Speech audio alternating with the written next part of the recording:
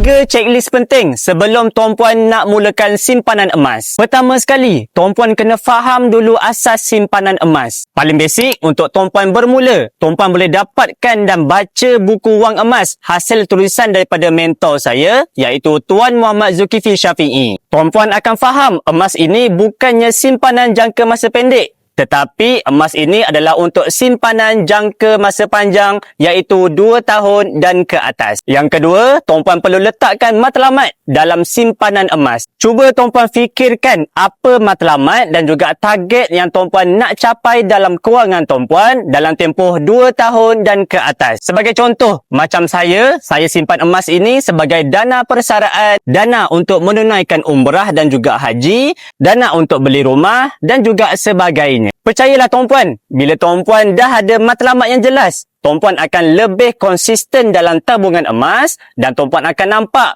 gram emas tuan-puan akan bertambah dengan lebih cepat. Sebab apa? Sebab tuan-puan dah jelas dah apa tujuan tuan-puan nak simpan. Dan yang terakhir, yang ketiga, tuan-puan letakkan bajet bulanan tuan-puan yang tuan-puan boleh menabung secara konsisten. Pepatah orang lama, sikit-sikit, lama-lama jadi bukit. Jadi, dalam akaun Gate Public Gold, tuan-puan boleh menabung emas dengan bajet serendah RM100 sahaja. Kita ikut sahaja pesan pakar kewangan. Sebaiknya, kita allocatekan simpanan kita 10% daripada pendapatan kita. Jadi, bagi tuan-puan yang dah jelas dan dah bersedia untuk mulakan simpanan emas di Public Gold, tuan-puan boleh tengok pin video tutorial di profil saya. InsyaAllah, saya bantu sebaiknya.